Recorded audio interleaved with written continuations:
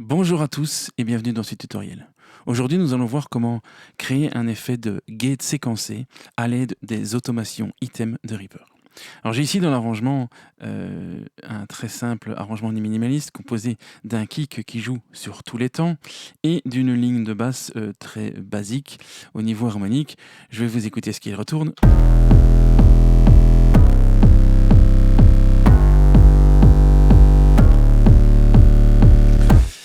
Et nous allons, pour agrémenter un petit peu cet arrangement, donner un petit peu plus de rythmique à la basse. Alors, certes, beaucoup de synthétiseurs ou d'effets MIDI proposent en leur sein des LFO et tout un tas d'autres générateurs d'enveloppes afin de pouvoir séquencer en sein même de l'instrument virtuel.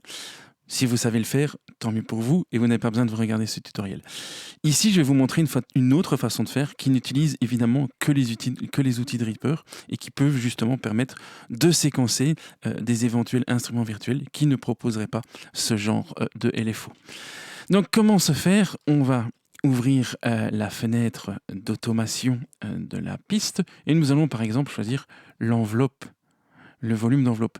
Tout ce que je vais vous montrer là peut bien sûr être fait sur n'importe quel paramètre du synthétiseur. Je mets ici juste le volume pour que ce soit très explicite.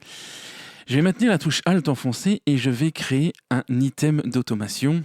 Voilà qui est fait. Et je vais double-cliquer sur cet item d'automation pour ouvrir ses propriétés. Et je vais commencer par créer un petit LFO.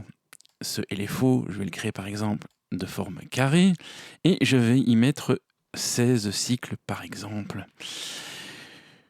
Je vais décaler la phase de ces cycles de la moitié pour que la séquence commence par la gate fermée et ensuite ouverte. Alors je ne veux pas une ouverture-fermeture aussi extrême, je vais donc réduire un petit peu l'amplitude, voilà quelque chose comme ça, je vais remonter un peu la ligne de base pour arriver à quelque chose comme ceci. On écoute ce que ça donne.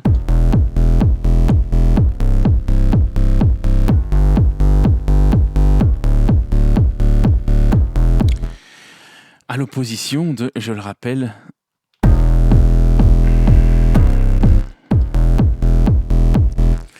alors l'avantage de ces fenêtres de propriété, c'est qu'on peut jouer sur beaucoup de choses, par exemple le déraillement de fréquence.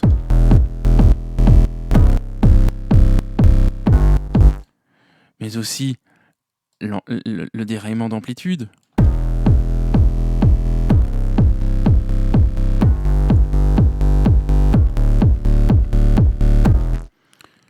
Dans l'autre sens.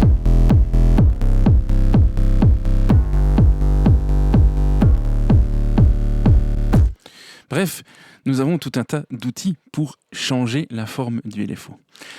L'avantage également, c'est que je peux changer la vitesse du cycle de l'item en créant, par exemple, un nouvel item.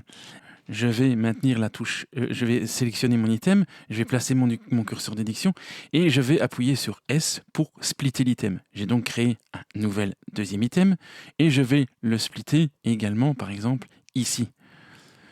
Ce deuxième item, je vais changer sa vitesse et le mettre par exemple en 32. Je me retrouve donc avec quelque chose comme ceci.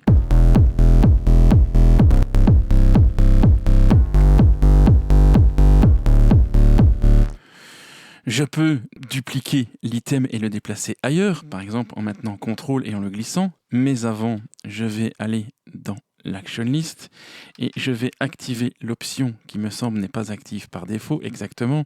Donc Trim Content Beyond Automation Items when Editing. Ce qui me permet, là, lorsqu'elle est désactivée, eh bien, si je duplique un item, malheureusement, ou heureusement, c'est selon, je me retrouve avec deux items qui sont superposés. Ce qui, dans le cas ici, ne m'arrange pas. Je vais donc activer l'option afin que lorsque je duplique un item, eh bien, il prenne lieu et place du premier. Et donc, je peux très facilement alors créer une petite nouvelle séquence qui se joue comme ceci.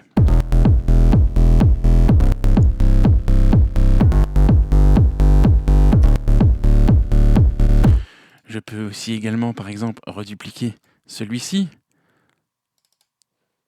et mettre, par exemple, 48 cycles pour faire quelque chose en ternaire et rechanger la phase pour la resynchroniser, ce qui nous donnerait quelque chose comme...